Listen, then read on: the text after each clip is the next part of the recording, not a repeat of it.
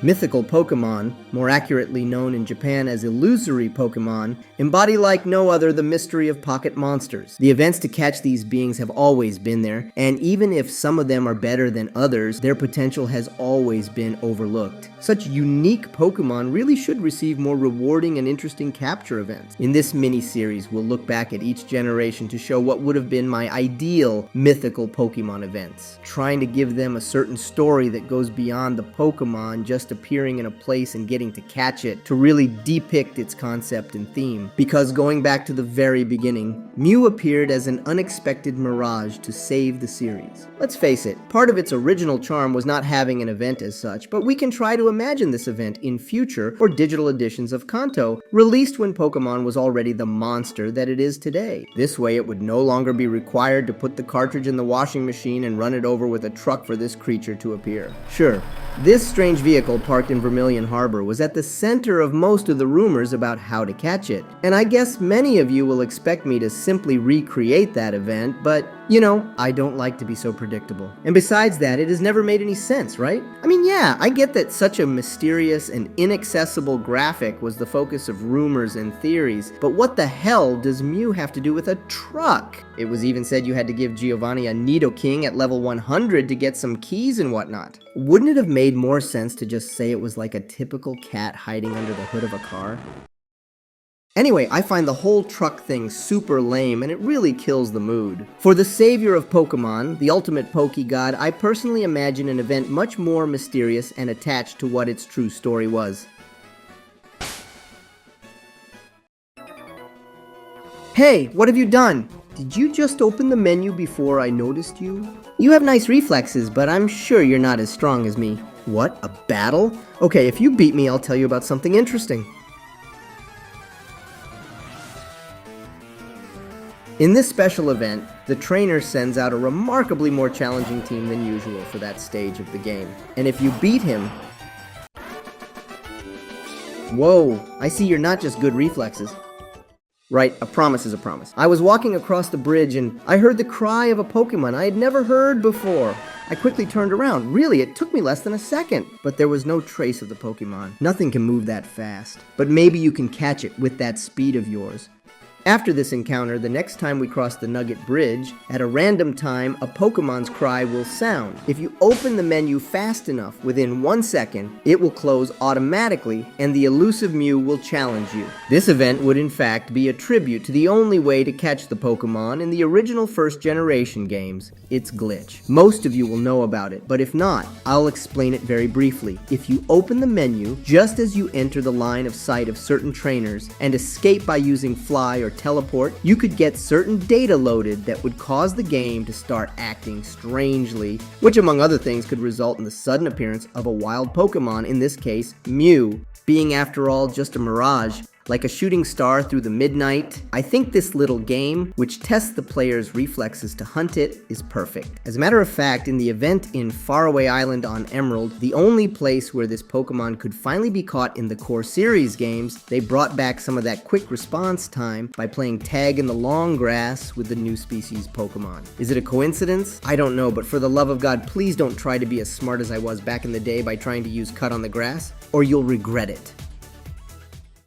I wouldn't try to do that in the Ilex forest trees either, let alone set it on fire if you don't want to experience its guardian's wrath. After the experience that was Mew, and watching the boom it created, it was natural that they would try to replicate its success in the second generation. The next illusory Pokemon that nobody knew how to get and that was equally symbolic of these games was Celebi, the time travel Pokemon. With a story similarly intriguing and unbelievable, it was completely uncatchable in the original Silver and Gold games, aside from direct event distributions like Mew. But just as happened with Mew and the truck, a mysterious place in the game began to be associated with it. In this case, the beautiful Ilex Forest Shrine, which, in the words of the developers, originally had nothing to do with this Pokemon and was simply decoration that recycled graphical elements of the place. Yeah, it was all those rumors and stories that fans created that made it possible to catch it there in the Crystal version as Celebi, Guardian of the Forest, when originally its concept had nothing to do with that, being instead the incarnation of time. Something very symbolic of these versions, with its central theme being the passage of time, respect for the past, and generational change.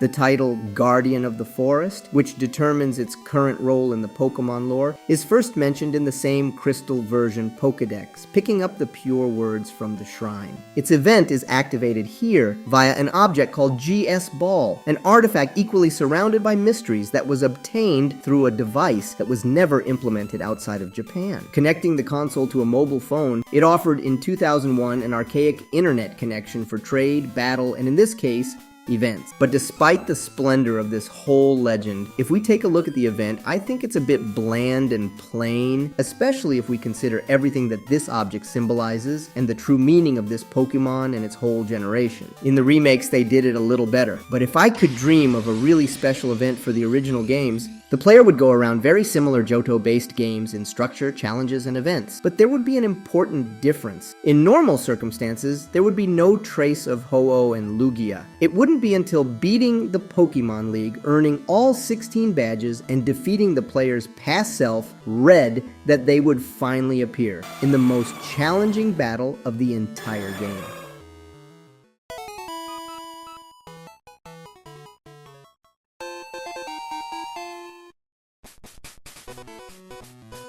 Whoa, I knew you were amazing, but this is way beyond my expectations.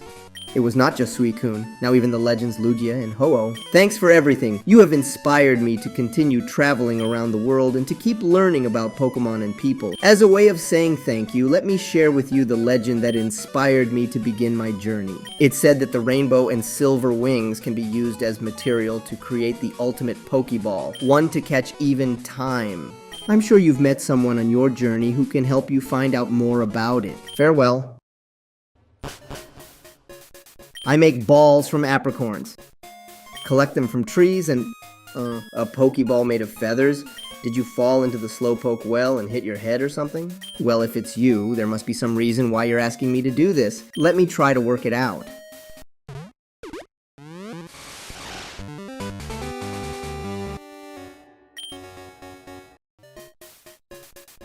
I fell asleep working on what you asked for, and I had a very weird dream.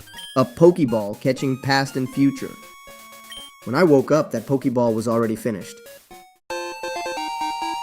I don't know what you're up to, but be careful. Are you okay?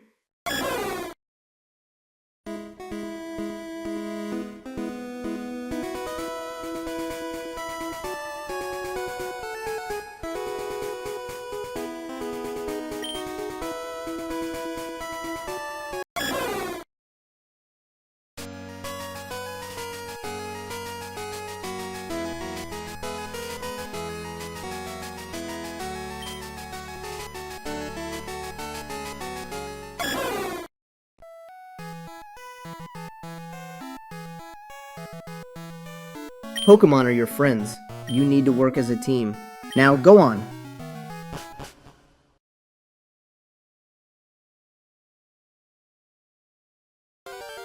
The fact that the hopes and dreams of the fans turned a simple decorative element with nothing special into the home of the most special Pokemon of all is to me very representative of everything that those first generations meant. Precisely that naive and playful way of looking at things which was so important to the series becoming what it is and what would be in the future. With the future and past represented in this mysterious item, I wanted to give it a little story. Moving on to Gen 3, we find another truly sad case.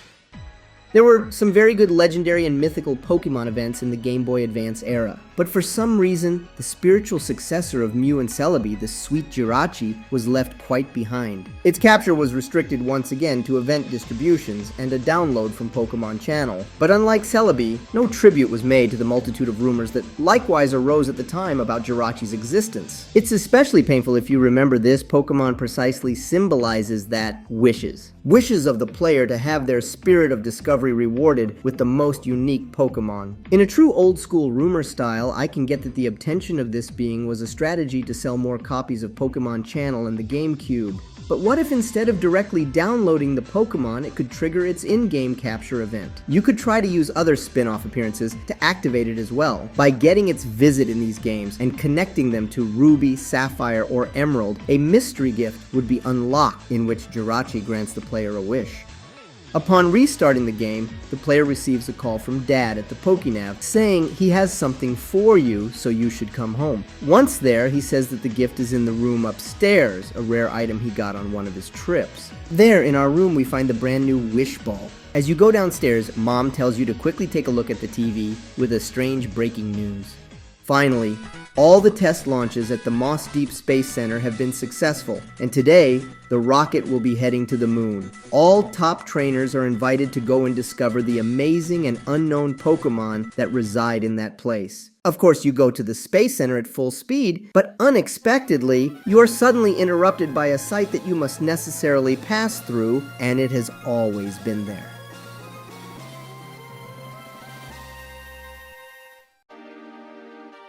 The White Rock was all this time the link to the world of wishes, and in this part of the event it would be difficult to know what is a dream and what is real. That place is inhabited by strange Pokemon, somehow familiar like a distant memory, but of very different and bizarre appearances. A world of magic, secrets, and, in the end, a new adventure, which is still the greatest wish that a good Pokemon trainer can hope for.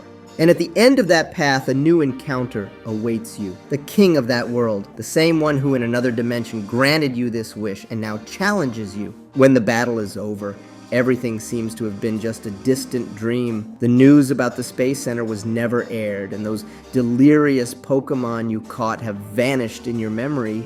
But if you caught Jirachi, there it is. Witness to that dream that you will never forget because you kept it in your heart. By the way, the next Gen 1s are undoubtedly the best events of the series, but surely we can improve even those or some of the rest, like Keldeo's Resolute Form, Meloetta's Relic Song, Ghetsis' Plan B with Genesect, or all the events from 6th Gen onwards left without a proper story. It's been a ton of work to recreate all this with its game graphics, so if you want the series to keep going, leave a like and share the video. Meanwhile, you can check out other adventures in the channel, such as the ranking from least to most evil of the villains of the series. Be nice, dream, evolve.